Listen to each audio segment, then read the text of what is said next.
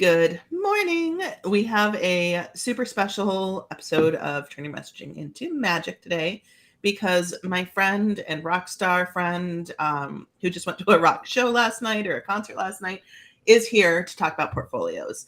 And this is one of the biggest things. And I didn't introduce you by name, Aly Goulet, portfolio guru, all the things.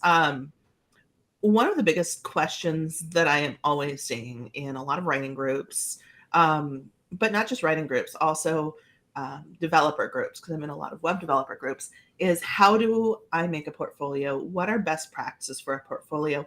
How can we do a really good job so that we can stand out?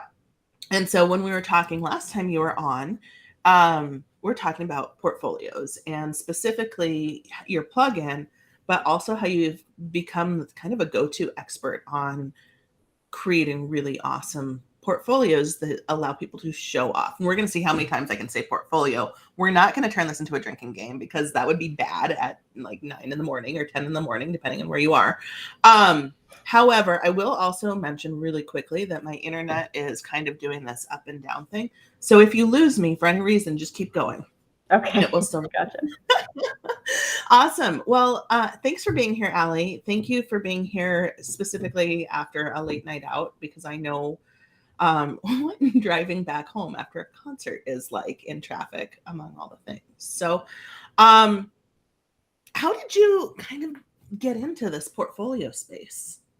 Yeah, well, first of all, thank you so much for having me. I was excited to have this conversation this morning. All the caffeine was necessary after getting home that late, but we're all good. We're here now. So I think this sort of portfolio journey started earlier in my freelancing career than I realized, because something that I had to do early on, since I didn't have any experience at all. I've never worked a traditional 9 to 5 job, never worked in an office, started my freelancing career while I was in college. So the only thing that I had was the experience of my education. That's about it. And then whatever pieces I could put together to write, being a freelance writer. So I was using my portfolio pieces in my pitches from the very beginning. Like, hey, by the way, I've written something like this before, and here's why you should work with me. And my portfolio was getting me a lot of the freelance work that I got early on. It still does today. And I think that the thing that I see a lot of people think is just like having a portfolio is enough.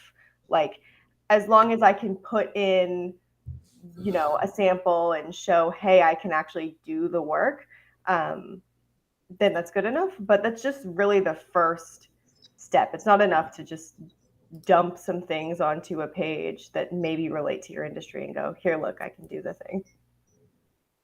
Yeah, I think that is probably really true. And I think that's a mistake that a lot of people make. Look, here's everything. And when you don't have much, everything is sometimes enough and you have what you have. But as you get more and more pieces, how do you know which ones the right ones are going to be for the industry? Do you create a tailored portfolio for every piece? What does that look like? Yeah. So, and I want to acknowledge what you said. I said every piece. I meant every pitch. Oh, okay. Yeah.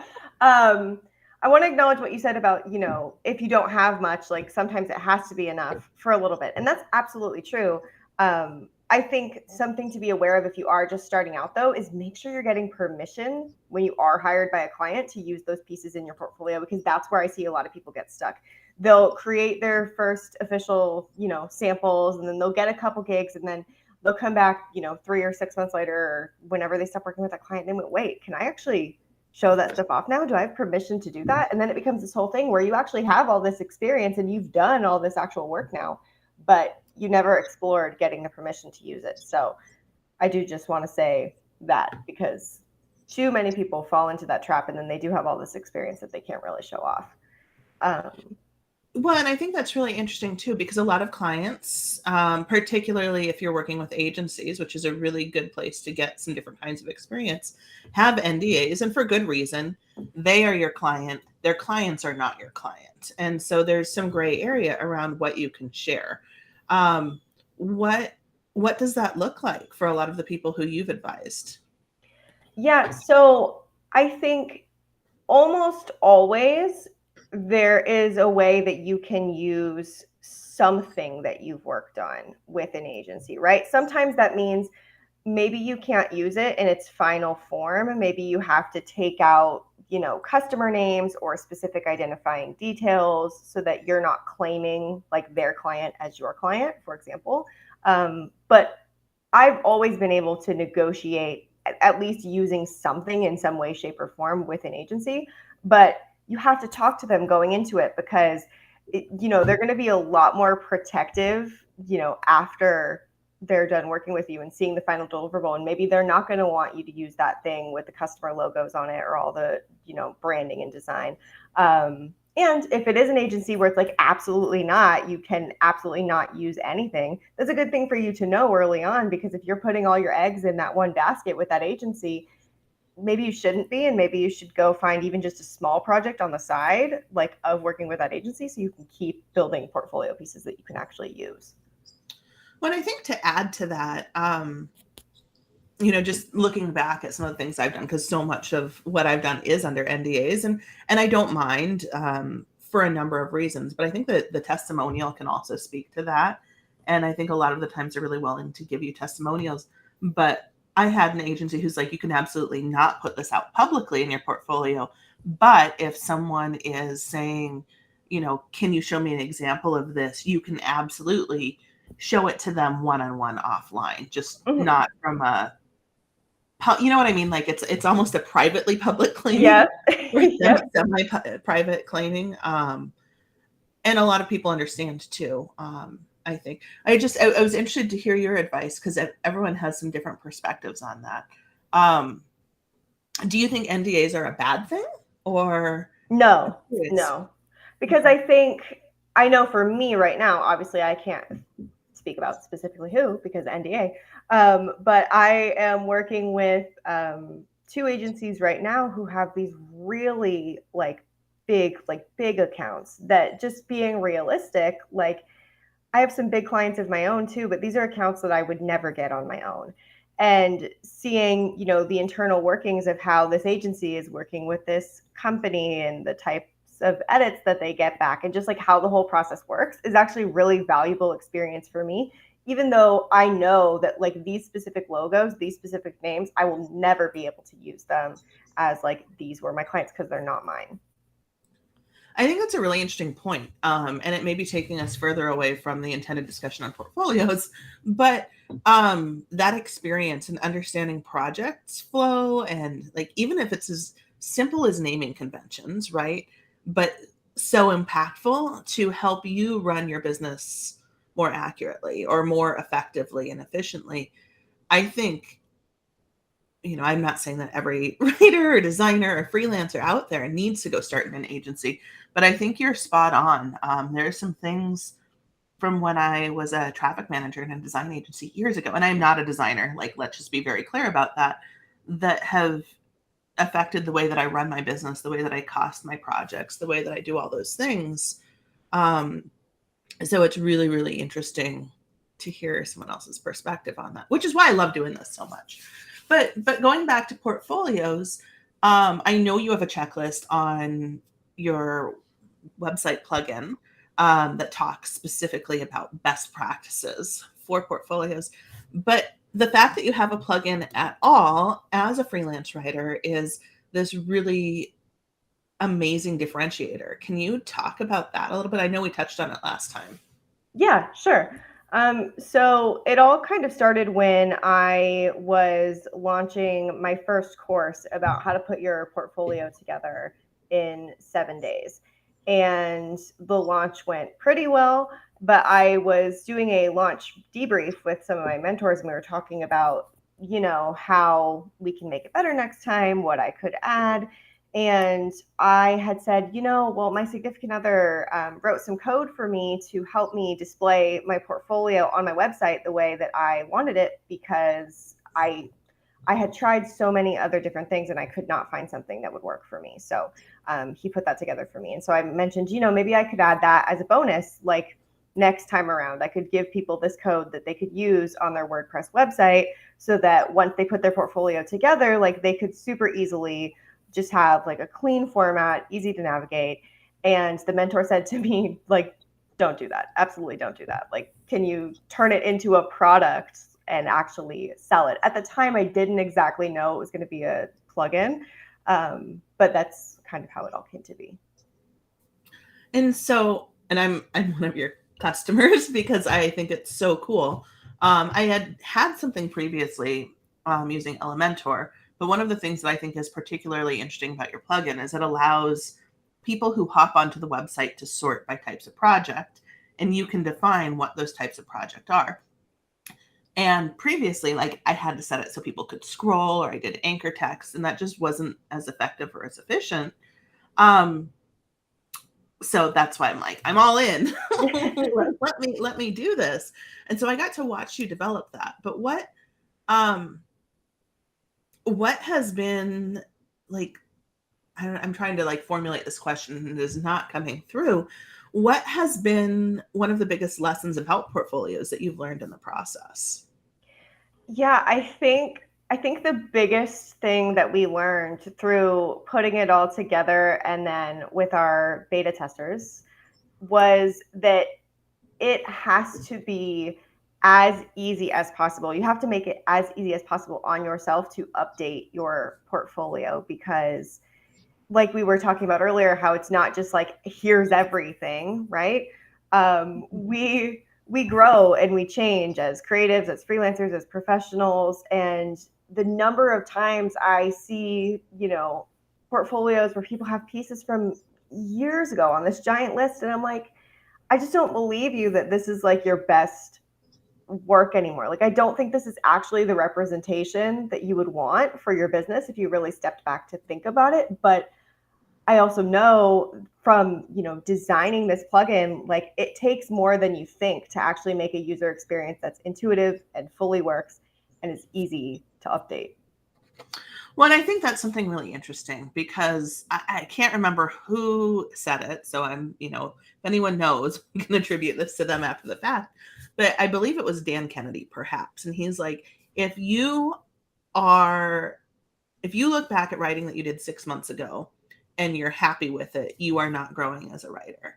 He's like, you should absolutely be not embarrassed, but embarrassed by the things that you used to write. Like, oh my gosh, I can't believe that was a thing. Look at how much my style has changed and grown as a result. So I think it's particularly interesting that you're talking about these older pieces. And it's not that they can't have relevance, but I think you're right. There's no way that unless it was a specific project that was super involved or there's some components that you want to share, most of the time your old stuff is not relevant. Right. And like, I still have some older stuff in my portfolio. If it was, a brand name that I'm like, this is really relevant to my target clients, it makes sense for me to have this in here, even though, maybe it's from 2 years ago. So I'm not saying there are no scenarios where having those older pieces makes sense. But I think when your portfolio is full of those pieces, you're just not showing what you can truly do to for your clients. Yeah, I think that's really accurate and interesting. So how often do you recommend revisiting the portfolio? Because it's really hard, or it's really easy when you are in the swing of things and you're going from projects and you're slammed and you're busy to not only neglect your own business, but to neglect the way that you're showing up professionally as well. So what would you recommend for that? Yeah, so I tell people to look at their portfolio every 90 days. I think in general, especially for freelancers, that's just a good window of time to do a lot of things, right? To look at our revenue, because we know that often, looking at our revenue from month to month can kind of be a bad idea. But, how are we doing over the quarter? Same thing with portfolios, because maybe, you can take some time to reflect back on, okay, what have I closed this quarter? Like, what projects have I moved on from? And what deliverables are there that I might want to, swap out and change? And sometimes, maybe there's a period of 3 months where you're like, what?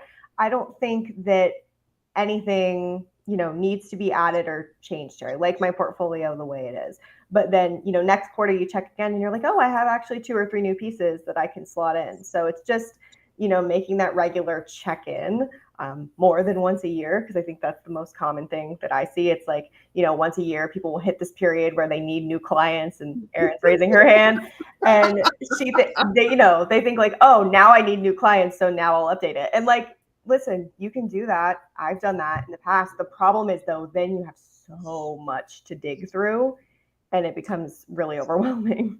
And unless you work on like 1 or 2 big projects a month or a quarter, you forget stuff that you've worked on. It's like, oh, that would be a great example.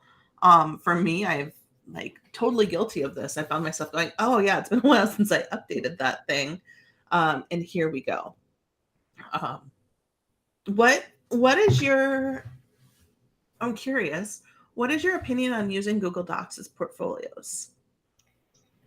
I mean, look, I think it's fine if it's all you've got at the time. I did it for years before I had a website.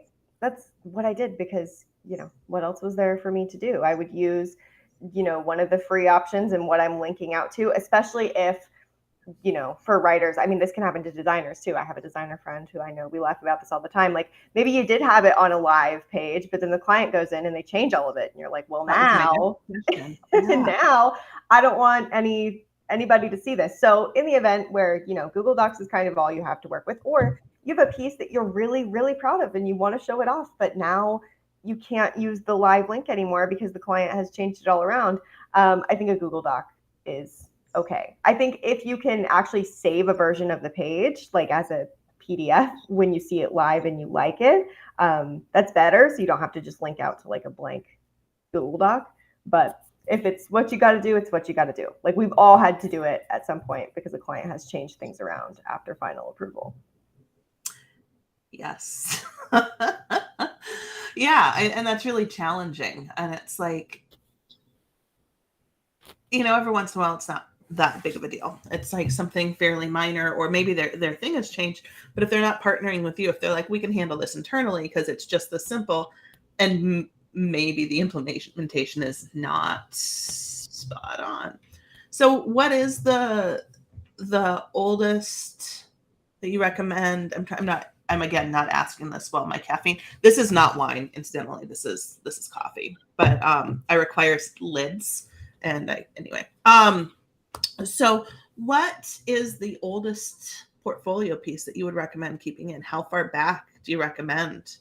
Yeah, I mean, thinking about myself, I think I have one piece in my portfolio that is from like 4 years ago. And I know that's really long. That's not my like blanket recommendation. I would say, unless there's a special reason why it's in there, nothing older than a year. But looking at my own portfolio, like, the reason why the 4-year-old piece is in there is because it's been 4 years and that blog post is still ranking on page 1 of Google. So like, I'm not getting rid of it because I can say in the little description of my portfolio piece, like, this ranks on page 1.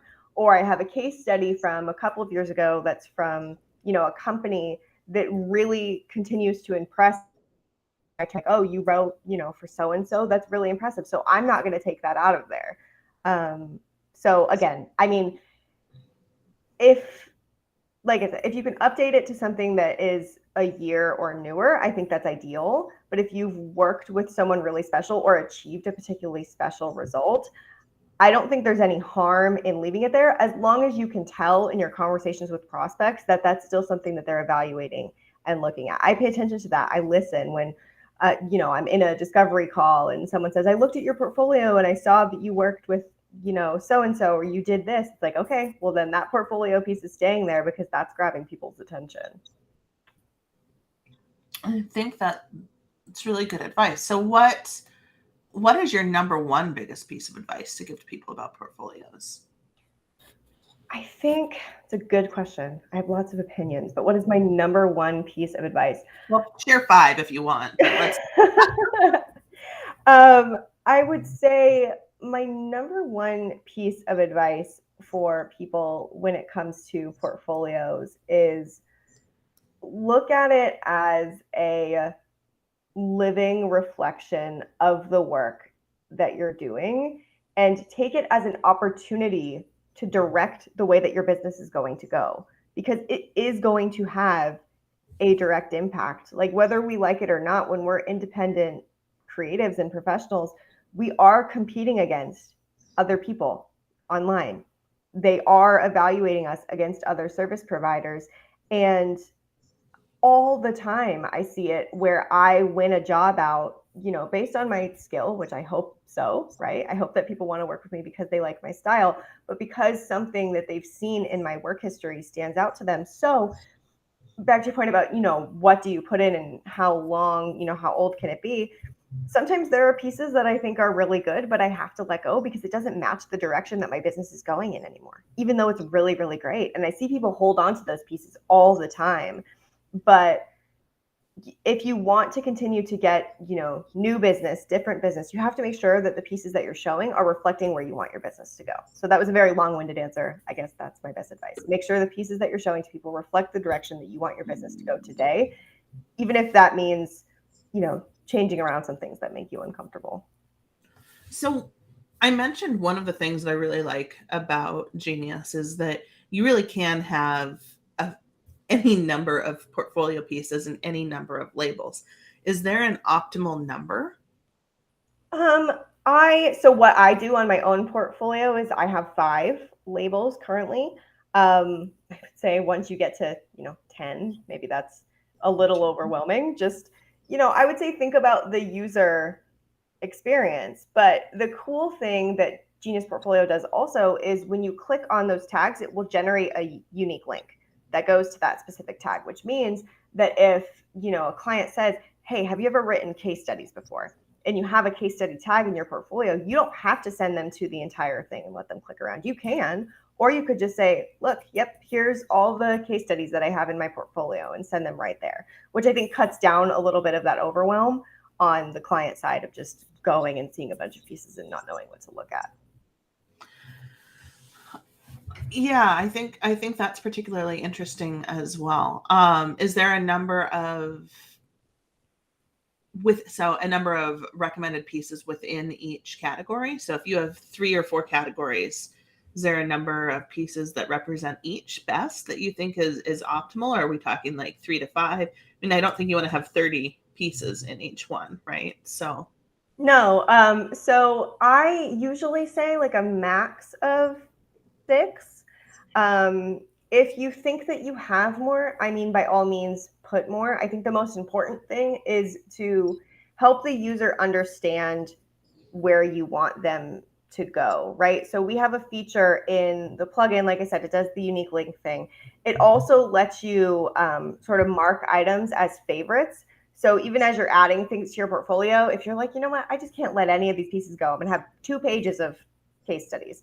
Might not be my personal recommendation, but hey, if that's your prerogative, go for it. You can also make sure you're marking items as favorites so that they're always pushed to the top of whatever people navigate to, so that, they're not going to scroll. It's just like Google, right? They're not going to scroll 3 pages to look through all your stuff. They're probably going to look through the first couple of things. So if you have to hold on to that, if you have to have them there, at least make sure you're pushing your very best stuff to the front. I didn't know that was a feature. I'm going to have to go dive back in now. And then I have seen a number of different approaches, and I'm curious on your thoughts here. Do you recommend putting your portfolio on the front of your site, like in the top nav, or I've seen several people who have, and mine is currently, it's hidden on the site, which means that it's public. It's a public page, but it is not easy to find. Like, I intentionally have it that way so that if someone asks me for examples, or I can link them, like if I'm doing a pitch, I can link them to it. But that way it's not just right there for people to use as, look, this is what she's done. I'm going to make a split decision based on this because I'd rather get them on the call. But I'm curious, is there a best practice? What have you found most effective for you and for other people you've spoken with? Yeah, so I want to preface this by saying, obviously, I do have a bias as a creator of a plugin. It would be a bit odd at this point for me to not display my portfolio on my site. But even before that, I had pretty strong opinions about this, but I just, I want to preface with that. I think that it really depends on what you want for your business. The thing that I don't like that I see all the time is that some more experienced freelancers in whatever their industry is, will say, oh, well, having a portfolio on your website, that's amateur. Like, people, if they come to you and they already know you, like, they shouldn't have to look at that. And that is not true for everyone. As a relatively young woman who works in technology, I am asked all the time for samples. And it just doesn't make sense for me to not have them there. I also know that people have found me on LinkedIn and then they click over to my website and then they reach out to me because of something that they see in my portfolio. So I think if you know that it makes sense for your industry because you're going to get asked, or you want people to be able to come into your inbox and say, hey, I already know I like your work because I checked it out. I find that those are, the client relationships that work out the best for me, is people who are already aware of my style before we communicate with each other. If that sounds like you, then have it public. If it doesn't, if your schedule is full and you don't want, tons and tons of reach outs, or you want to have that one-on-one conversation with a client to really get them to connect with you before you show them samples, then keep them private. I don't think there's a black and white answer, but I also, like I said, really get heated when people try to make it as simple as, oh, if you're, a beginner, then yeah, you need a portfolio live on your site. And if you're not a beginner, you absolutely shouldn't have that because, it's some sort of indicator. It's some sort of indicator that you're not as good or something. That's an interesting perspective. But you said something else that I want to dive into, and I want to make sure that we have time to talk about Genius specifically. And that's, they found your portfolio on LinkedIn. Is that what, do you have it published on LinkedIn as well? Well, they found me on LinkedIn and then they went over. My website is in my banner. I do have a couple pieces linked, featured on LinkedIn as well.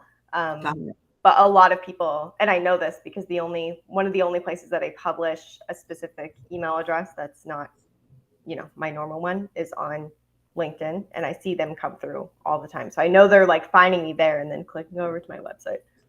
Got it. That makes a lot of sense. I was just curious because, everyone has different practices, and it's so fascinating to see what people choose and why they make the decisions they do and the strategy behind it. And everyone brings a different perspective to things, which is why talking to each other is, I think, the number one most valuable thing that freelancers can do. Any business owner, I don't care if you sell widgets, software, candles, $5 pieces of soap. I don't use pieces of soap. There's a lot of work that goes into those custom soap bars. But, whatever it is, whether you're selling a $5 product or a $10,000 service, that peer group is critical, I think, for leveling up. So in the last few minutes, where can people go to download more information, to check out and learn more about Get Genius? What's the one thing you wish everyone knew about Get Genius, or Genius Portfolio as well? Yeah, so you can go to getgeniusportfolio.com to learn all the things about the plugin. That's the best place to learn about what it does, to download it, to get support, anything that you need. And the one thing that I really want people to know about it is, if it wasn't made obvious through this conversation, it was built for freelancers by a freelancer. I collaborated with, my amazing development team to put this together, and we've put tons of time and effort into creating the best experience that we possibly can, the easiest experience that we possibly can, to create and update your portfolio. It can take as little as 5 minutes. You drop in links, you drop in a description, you get one snippet of code. You have to do zero coding that you can just drop into a page, and it will not magically, but kind of magically appear. It's kind of like waving a magic wand. And also, yeah. I'm also curious to hear your perspective on what makes the best image for those. Mm-hmm. Because where possible, I've obviously put in, a designed, at least a PDF, a JPEG, a screenshot of a designed page. But what if it's an email? Like, what is your recommendation for using those images? Yeah, so I think, like you said, always screenshots if you can get them. If you can't get them, I usually like to use a free stock image site to get something that is kind of related to the deliverable. So like right now I have an email sequence in my portfolio that I could not get screenshots for. And so what I did is I found like a cool little like email popping out of a PC like image to just kind of get the point across. Make sure you understand the licensing terms of any images you use, please. But Disclaimer. disclaimer, make sure you understand the licensing terms of any images. But yeah, I would just try to get something related and make sure if you're not using a screenshot, it's something that's like really attention grabbing and doesn't look, super generic so that people actually want to click on it. Well, and I think that goes back to as soon as whatever you've designed or created is available, screenshot it, get PDFs, get PNGs, share this page or not share this page. What is it called? There's a number of Chrome plugins that are essential because otherwise what happens when it changes, like we talked about. So they can go to Get Genius Portfolio. Are there any other links that you want people to have, that you want people to download to learn more? So when you're on getgeniusportfolio.com, before you leave the page, you'll get a pop-up for our portfolio checklist. Can you say yes to these 11 items? So you can pop in your email, you'll get the checklist immediately. And those 11 items are kind of my best tips of, is your portfolio doing this? Yes or no? And you can sort of do a self-checkup on your portfolio from there, whether you choose to use our plugin or not. Awesome. And I'm a huge advocate. And I'm also, every time that I've had a question or I'm like, what would make this even better? Aly has been super responsive. Your whole team has been super responsive. And you'll either like tell me this is a specific decision we've made. And I think, here's why, but you've always been receptive to feedback. And I think that that's amazing. That's not common. And it's not common to see changes that you suggest made within a week or often less, as it turns out. Yeah, we really try and we care a lot. So if you want to try out the plugin, there is a free version. So absolutely no risk. If you have a WordPress website, go download the free version. Or if you want to jump in and get more features, check out the paid. We are always open to feedback from free or paid users. And can they download it right from your site? Where's the best place to download the plugin? Yep, they can. So if you go to getgeniusportfolio.com/pricing, that's where you'll see the free version and the paid version. If you are inside your WordPress dashboard, you can also search plugins for Genius Portfolio and download it directly from there as well. Perfect. Well, Aly, thank you so much for this. This has been an absolute blast. We could talk all day about this, I think, probably. So if there are any additional follow-ups, feel free to comment here. I will make sure that Aly sees any questions. Tag her LinkedIn and Twitter profiles are also linked in the introduction here. So if there is any information that you want to know, you can absolutely reach out to Aly directly. And she's amazing, and I think you should be following her anyway. She has great tips and great information. Well, thank you. And thanks again for having me. Absolutely. Anytime you want to come back, we can do this.